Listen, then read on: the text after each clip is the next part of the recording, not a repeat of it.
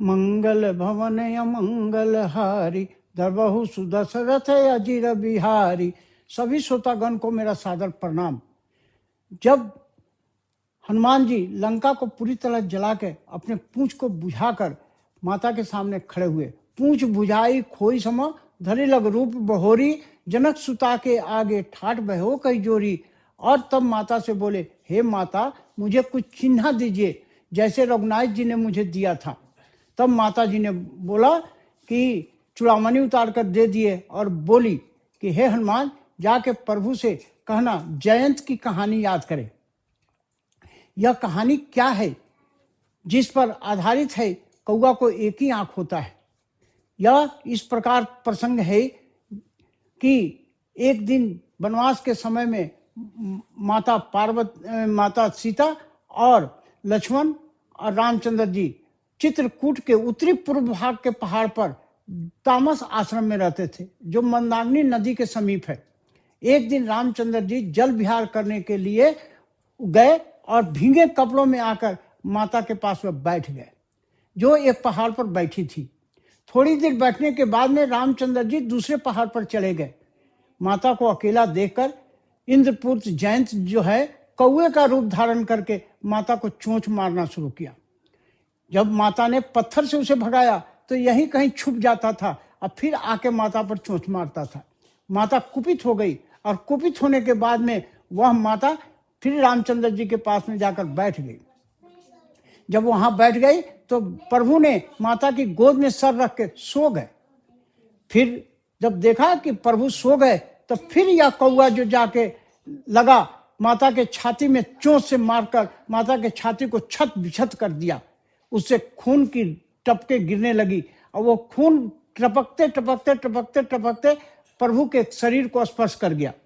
जब शरीर को खून से स्पर्श हुआ तो उनका नींद टूट गया, उठकर बैठ गए और देखे तो पूछे कि हे देवी, यह तुम्हारे छाती को किसने छत बिछत करने का साहस किया है? प्रभु इधर उधर देखने लगे। जब देखे कि बड़ी दूर पर एक कौआ बैठा हुआ है जिसकी नजर जो है माता की तरफ है और उसका पंजा जो है खून से लथपथ है, तब वो देखकर प्रभु ने सांप के समान फुफकार भरने लगे और बड़ी कठिन दंड देने के लिए एक तिनके को उठा लिए, उठाकर ब्रह्मास्त्र से अभिमंत्रित करके उसे छोड़ दिए। जान बचाने के लिए वह कौआ भागते गया, आकाश मार्ग से भागते भागते तीनों लोक में गया। ब्रह्मा विष्णु महेश के यहाँ गया, किसी ने उसकी सहायता नहीं की। तब अपने पिता इंद्र के यहाँ गया। इंद्र कहे कि जाओ बेटा, मेरे से कोई सहायता नहीं मिलेगी, यह माता सीता के पास जाना पड़ेगा। तो सीता के पास जाकर उनकी गोदी में जाकर गिर गया और जाके माफी मांगने लगा। बोला, हे माता मुझे माफ कर दो, मेरा प्राण बचा दो। तो माता प्रभु से बोली कि इसको बचा दीजिए।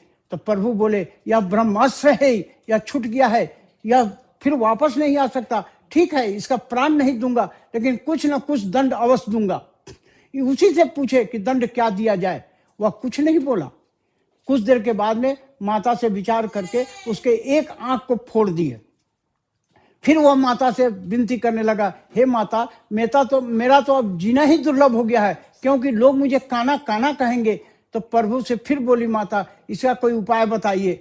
तो प्रभु बोले कि अब तो आंख फूटा ही रहेगा, लेकिन यही एक उपाय है कि यह जो ढेढर है, जो इस आंख से इधर और इधर से उधर जिधर भी देखना चाहेगा देख सकेगा और वह देखता रहेगा। यही उसकी सजा मिली।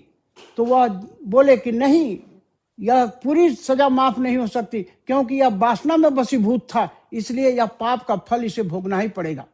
पाप का फल किसी को छोड़ता नहीं, पाप का फल भोगना ही पड़ता है। इसीलिए पाप से बचिए और अपने जीवन को सफल बनाइए। मैं अभी आप लोगों के मंगल कामना हेतु भगवान से प्रार्थना करते हुए वाणी को यहीं विराम देता हूँ। श्री राम जय राम, जय जय राम, जय जय विघ्न हरण हनुमान। श्री राम जय राम, जय जय राम।